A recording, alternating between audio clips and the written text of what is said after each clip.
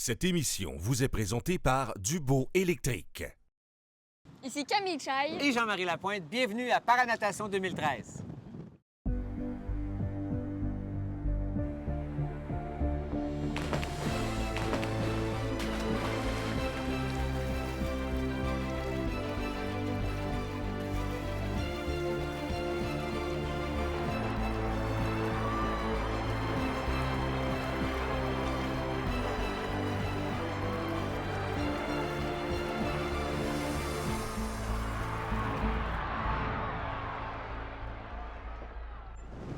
Aujourd'hui, jour 4 des championnats du monde. Au programme, Valérie Drapeau, une spécialiste du 100 mètres brasse, son entraîneur Claude Picard. Et on retrouve la kinésiologue Caroline Levasseur qui, cette fois-ci, nous parle des nombreux défis de la paranatation.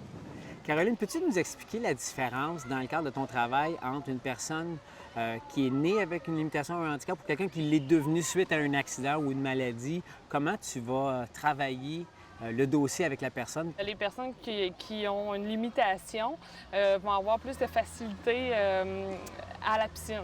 Fait qu'on retrouve souvent une meilleure confiance, une meilleure performance dès le départ parce qu'ils sont habitués de travailler avec un handicap. Okay. Les personnes qui ont à vivre avec malheureusement un deuil dû à un accident ou dû à une limitation qui arrive du jour au lendemain, ça, on doit travailler avec ça. Ouais. Alors, on doit devenir presque un psychologue sans en être un. Et on doit les aider lors de leur deuil et ensuite à la piscine et en entraînement en salle de conditionnement physique. On doit réapprendre les techniques parce que souvent, c'est des personnes qui ont déjà nagé auparavant. Mais il y a aussi les maladies évolutives. Ça, c'est quelque chose à gérer aussi en tant qu'entraîneur ou kinésiologue parce qu'à toutes les fois qu'on voit l'athlète, souvent, il va avoir une rééducation à faire, une récupération à voir au travers de l'entraînement, si elle va être différente ou pas. Et aussi, bien, la condition change souvent d'année en année. Qui est en charge de proposer, par exemple, un athlète qui, lui, ne le sait pas? Là? Il dit, moi, j'ai déjà fait un peu de sport, mais j'aimerais ça goûter à telle affaire. Est-ce que vous leur faites faire des initiations à différents sports? Dès la réadaptation, on parle de sport. On sait que c'est un outil qui est bénéfique pour tout le monde, une personne régulière comme une personne qui vit avec un handicap. Ce qui fait que dès la réadaptation, on parle de sport, on essaie de voir c'est quoi les intérêts de la personne. Moi, je suis effectivement plus habituée avec la natation, fait que je peux vous dire que lors du club de natation, on retrouve une évaluation au début pour savoir un peu c'est quoi les capacités de la personne déjà à la base et où qu'on peut travailler plus spécifiquement pour améliorer leur performance, mais dans tous les sports, il y a une évaluation dès le début. Quand il y a quelqu'un, un athlète qui a une limitation, qui est intéressé par l'élite, les compétitions, bien là, c'est une belle collaboration avec l'entraîneur de natation parce qu'à ce moment-là, on le prend en main et on essaie d'aller avec la performance puis de le pousser au maximum. Les personnes avec qui tu travailles, est-ce qu'ils ont tendance à se fixer des objectifs très hauts ou ils sont quand même réalistes par rapport à leur situation puis ce qu'ils peuvent faire? Eux autres sont quand même assez réalistes. Okay. Je dirais que c'est les personnes à l'extérieur qui ne sont pas réalistes avec la vision qu'ils ont d'une personne ayant une limitation. Okay. Les personnes de l'extérieur ne sont pas toujours habituées de voir ça, du sport avec un handicap, de mélanger les deux ensemble. Alors, souvent, il y a le jugement qu'on retrouve, mais c'est pas des athlètes. Oui, ils performent dans tel sport, mais c'est pas considéré comme des athlètes. C'est beaucoup plus difficile d'aller aux Jeux olympiques réguliers. Fait que ça, c'est vraiment un jugement qu'on entend, mais au contraire, je peux vous dire en tant qu'entraîneur que c'est vraiment un défi parce que on retrouve l'handicap en tant que tel. Il faut travailler avec ça et il faut performer avec ça ensuite dans le sport. Qu'est-ce que tu trouves le plus enrichissant de ton travail? Ce qui est enrichissant, c'est la motivation que les personnes ont. Quand ils prennent des décisions, surtout dû au fait qu'ils ont à vivre des deuils, fait que c'est très réaliste les décisions qu'ils ont à prendre. À ce moment-là, ils ont une grande motivation à faire le sport qu'ils veulent faire et ils vont se donner toujours en 100%. Au contraire, ce qui est difficile pour toi? Plus difficile, c'est très rare un athlète avec un handicap qui va se rendre jusqu'au bout. Qu'est-ce que je veux dire? C'est on prend l'exemple tantôt d'une personne qui a une maladie évolutive. Bien, oui, ils peuvent se fixer des buts. Oui, on peut essayer de garder cette personne-là le plus autonome ou la garder la plus active possible, mais d'améliorer la performance quand au contraire, sa situation, son système diminue, dégénère. C'est là que ça devient vraiment une difficulté pour nous, autant au niveau psychologique. Et les gens qui travaillent avec ces personnes-là sont souvent pleins de vie, pleins d'entrain. Dirais-tu que c'est un petit peu ce que tu retrouves à VioMax? Oui, il faut, je pense, avoir une personnalité particulière. Ça fonctionne pas avec tout le monde. C'est pas un défaut non plus. C'est vraiment juste qu'il faut être ouvert d'esprit. Mais en tout cas, Caroline, on te remercie beaucoup pour ta présence, pour nous avoir appris plein de choses sur ton métier et les championnats du monde de natation. Merci à vous. Les départs des courses peuvent se faire à partir du bloc de départ ou d'une plateforme adaptée. En raison de leur handicap, certains nageurs peuvent aussi partir directement dans l'eau et être soutenus à la paroi de la piscine par un assistant. In lane number 4, representing Canada, Aurélie Rivard.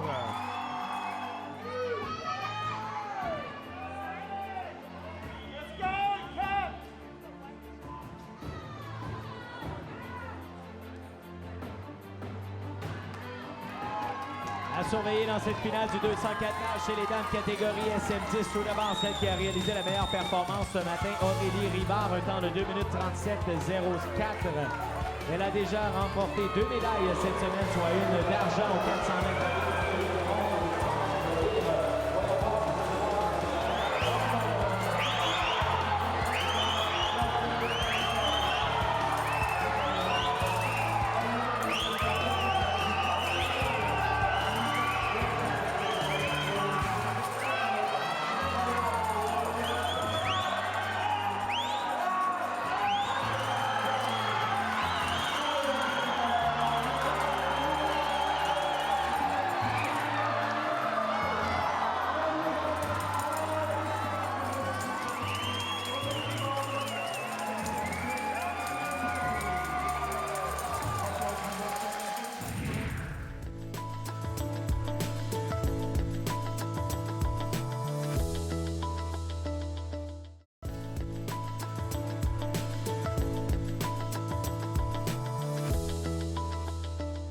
Un des beaux plaisirs de notre série d'émissions, c'est les rencontres humaines qu'on y fait.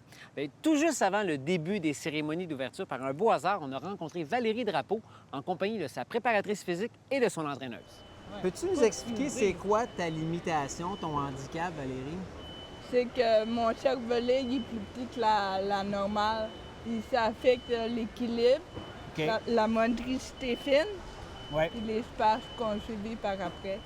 Donc, tu peux avoir des spasmes. Est-ce que ça t'arrive d'en avoir même en plein dans une course? La résistance de l'eau, ça fait que ça ne shake pas. Ah, wow! Mais aussitôt que je suis à l'extérieur de l'eau, ça commence à shaker. Hey, mais c'est impressionnant, ça. Pendant que tu fais ta course, ton handicap ne te limite pas. Non. C'est avant ou après. Ouais. Comment on explique ça? Ça va quand même limiter un petit peu durant sa course, mettons, par rapport à sa coordination motrice qu'elle a à travers ses mouvements, son amplitude de mouvement, c'est un peu sa force musculaire. Ouais. Mais quand elle est dans l'eau, elle subit pas nécessairement les facteurs où qu'elle va avoir des spasmes, ou qu'elle va avoir un shake, parce qu'elle a moins de liberté de mouvement à cause de la pression de l'eau. OK. C'est vraiment coordination motrice au niveau grand système nerveux central qui est atteint. La natation, c'est vraiment le sport par excellence pour la plupart des gens qui ont un handicap physique ou au niveau du système nerveux. Expliquez-moi si toi, par exemple, cette semaine, est-ce que tu es là comme membre de l'équipe nationale paralympique ou tu fais partie d'un club de natation qui participe à l'événement? Je suis membre de l'équipe paralympique. Ah, t'es sur l'équipe nationale? Ouais. OK, donc t'es big, là. OK, parfait. Je pense qu'elle se classe parmi les 10 meilleurs athlètes au monde dans sa catégorie. Donc, soit au 100 brasses, 200 brasses, ça fait quand même autour de 8-10 ans, je pense, Valérie, que tu fais la compétition. Donc, au fur et à mesure des années, elle a monté vraiment en classe à chaque année. Cette année, après les Jeux olympiques qu'elle a fait l'année dernière, ben, c'est les championnats du monde. OK, donc toi, tu débarques de Londres, t'es allé aux Paralympiques. Comment t'as trouvé ton expérience? Très bien. Ouais? Ouais. Tu t'es classé comment? 11 puis 13e. 11 et 13e au monde! Hey, c'est bon, ça? Tes objectifs cette semaine? Mais c'est de battre mon temps au 100 brasses. au 100 mètres brasse. Ouais. Donc, c'est la seule distance, la seule course que tu vas faire cette semaine. Oui, la seule. OK. Puis c'est quoi ton meilleur temps jusqu'à maintenant? Mon meilleur temps, c'est 2 minutes 7. OK. Puis tes entraîneurs seraient contents si tu faisais combien? Ses objectifs sont réalistes. Elle me disait 2,02, 2 minutes 02. Mais là, cette semaine, à l'entraînement, ça va très bien. Elle l'a déjà battu à l'entraînement à son meilleur temps. Fait que ça promet. Quand Valérie performe bien, tout le monde célèbre aussi, hein? Oui, Certain. Une belle récompense des efforts. Elle a travaillé fort vraiment toute l'année. Des moments que c'est plus difficile, d'autres plus faciles. Mais elle a toujours été là, toujours prête à se lever. Tu es l'entraîneur de Valérie. Est-ce que c'est une athlète... Écoute pas, là. Est-ce que c'est une athlète difficile? C'est une athlète qui a des manies? C'est une athlète... Non, pas difficile, mais quand elle n'est pas contente, on le sait. Quand elle est contente, on le sait aussi. Fait que non, je dirais pas qu'elle pas difficile. OK. Elle aime ça s'entraîner. C'est une fille qui aime le défi, par exemple. Il faut lui donner un petit quelque chose pour qu'elle veuille avancer puis qu'elle s'accroche vraiment à ça. Si c'est trop facile, c'est un petit peu moins intéressant. Question purement technique que je pose aux trois. Ton entrée à l'eau, est-ce qu'elle se fait dans l'eau ou tu plonges pour faire ta course? Dans l'eau. OK. Toi, tu commences dans l'eau. Et les autres avec qui tu vas nager, est-ce qu'il y en a qui plongent ou tout le monde? Ça dépend vraiment de l'handicap de cette classe-là. Parce qu'à l'intérieur d'une même classe, il peut y avoir des différents handicaps. Ouais. Certains peuvent être affectés, par exemple, au haut du corps, mais pas aux jambes, donc ils pourraient plonger à ce moment-là, mais se retrouver quand même dans la même classe d'handicap que Valérie. On va suivre ça, ce nom-là, dans les médias. Madame Drapeau, félicitations pour votre belle préparation. On se croise les doigts, puis en même temps, je pense qu'on peut vous souhaiter à toutes et à tous bonne chance. On va vous checker ça. Merci. Merci à vous autres. Representing Team Canada, Aurélie Rivard, Morgan Bird, Katrina Roxon, and Brianna Nelson.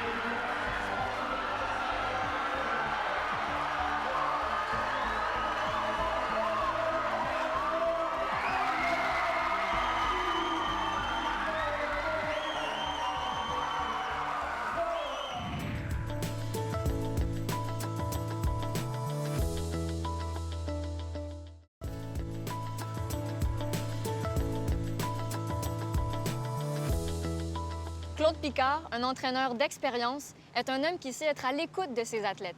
Jean-Marie l'a rencontré. Claude, quand on regarde ton pedigree, ton CV, c'est assez impressionnant de voir que ça fait plus de 30 ans que tu es entraîneur paralympique.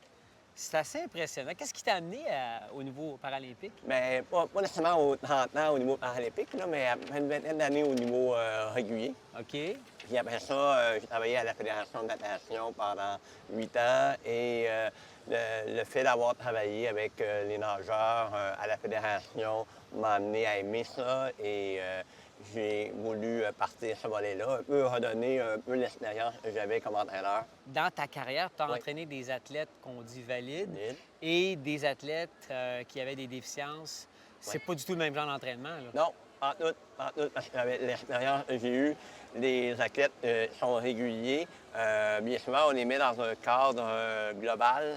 On a des 3 niveaux d'athlètes. On y va selon les distances de course. Mettons les nageurs de sprinteurs, les nageurs de moyenne distance et les nageurs de distance. Tandis qu'au niveau paralympique, c'est complètement différent. On décortique leur handicap et c'est plus individualisé au niveau de l'entraînement. Mais il y a aussi une question, quand l'handicap est plus sévère, il y a une question plus de blessure. Donc, ils ont tendance à se blesser plus. Et l'autre facteur bien important, c'est le niveau de récupération. Leur niveau de récupération demande plus de temps pour être capable de bien performer. Parle-nous donc de Valérie Drapeau. Comment Oui. tu pourrais la décrire en tant que femme Oui. et en tant qu'athlète? En tant que femme, elle est hyper organisée. Elle est toujours à son affaire, malgré qu'elle doit se faire transporter à tous les jours. Je la mets beaucoup comme référence. Les plus jeunes disent « Ah, moi, j'aimerais ça être comme Valérie. » ouais. Mais si tu veux être comme Valérie, il faut que tu nages à tous les jours. Il faut que tu sois là à tous les jours parce que Valérie, elle ne manque pas d'entraînement. Ah oui, il ne manque pas d'entraînement. Donc, ça, au niveau de nageuse, elle est très attentionnée. Elle veut toujours faire son maximum à chaque entraînement. Ça, c'est valorisable pour un entraîneur. Hey, c'est incroyable. Puis quand tu regardes justement des athlètes comme Valérie qui est rendue au championnat du monde, tu dois pas être fier à peu près. Ah, incroyable. Et surtout, quand elle a commencé, elle était pas capable de faire une longueur de piscine. Et là, elle est capable de faire peut-être 125 longueurs par entraînement. Attends, 125 longueurs par entraînement. Des longueurs de 25 mètres, oui, 50 25 mètres, 25 mètres, oui, oui. On reste pas longtemps dans le milieu des personnes handicapées si on ne reçoit pas quelque chose en retour. Ouais. Alors, c'est quoi ton plus beau salaire? Mon salaire, c'est de les voir contents. Puis surtout, de développer une meilleure estime d'eux autres. Le fait d'être plus heureux, être capable de fonctionner, par l'exemple de Valérie, pas capable de quitter la maison tout seul. Là, elle est allée au camp d'entraînement à Gatineau tout seul. Je n'étais pas là. Je l'ai envoyé avec Catherine, son préparateur physique. On va rendre les gens de plus en plus autonomes. Ça, c'est important dans la vie. Quand on arrive sur le podium avec une médaille, bien ça, c'est la cerise, c'est le Sunday. Oui, oui, c'est le plus. Mais le fait d'avoir une meilleure estime d'eux autres, là, je dirais que c'est la plus grande valorisation que je peux avoir. Claude Picard, c'était un plaisir de te recevoir avec nous à notre émission. En tout cas, une belle compétition à toi et à toute ta gang. Puis c'est sûr qu'on va se revoir, que ce soit au défi sportif ou même ici durant la semaine. Merci beaucoup. Ça fait plaisir. La compétition. La compétition dans la piscine, elle est extrêmement présente et de plus en plus. On vit des super belles années en paranatation parce que c'est de plus en plus difficile et de plus en plus féroce aller chercher ces belles médailles-là.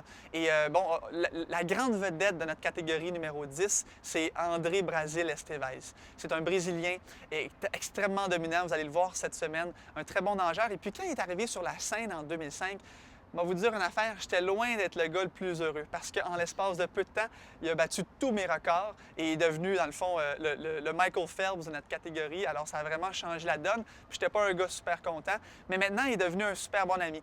Il est même venu ici à Montréal. Il s'est entraîné avec moi plusieurs semaines, il y a quelques années. Je suis allé au Brésil à quelques reprises, m'entraîner avec lui. On a développé une très belle amitié et André a réussi à faire en sorte que je devienne une meilleure personne et surtout un meilleur athlète. Il a poussé mes limites à un autre niveau et je dois le remercier aujourd'hui, André, parce que je suis devenu un meilleur nageur à cause de lui. Alors, j'ai hâte de nager contre toi cette semaine, André, et puis meilleure des chances à toi. From right here in Montreal, Benoit Huot.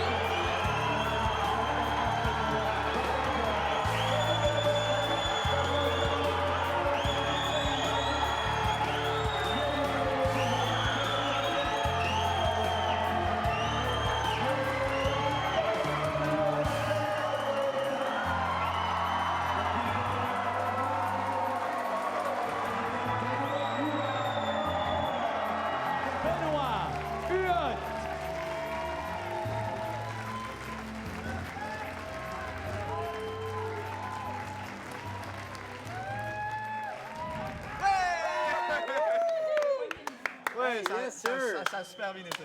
Ouais.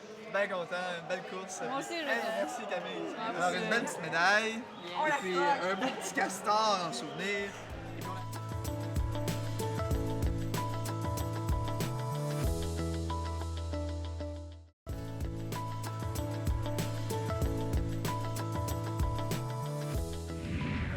5 representing Canada, Valérie Grandmaison.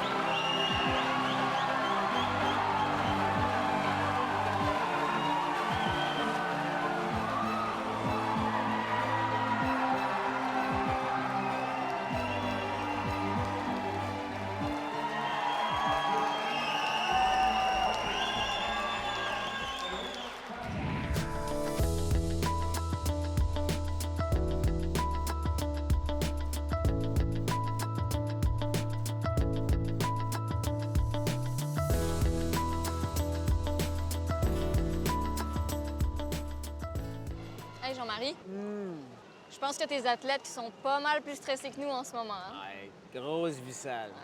En tout cas, toi, t'es pas mal détendu de la prothèse, je trouve. Merci d'avoir été avec nous. À demain pour une autre émission de Paranatation 2013. Cette émission vous a été présentée par Dubo Électrique.